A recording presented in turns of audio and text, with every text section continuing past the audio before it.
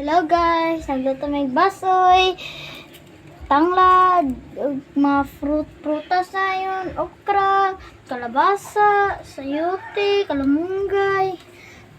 Guys, dagan kayo may pagkaon guys. Magbasoy ba may karon guys, ang paborito guys ang basoy. Ganun pa biyak pukuaning kuan guys, kay kalabasa. Mao na paborito, pati po din kalamunggay. Og kuan dayon. Kani po yung kalabasa. Para unsa ang kalagbasa? Para Kuan. Para sa kuan mata. Og sa mata para kuan. Sadar lami kay na siya guys. Pwede ra na sagol mo sim kanon or kanon ra nimo.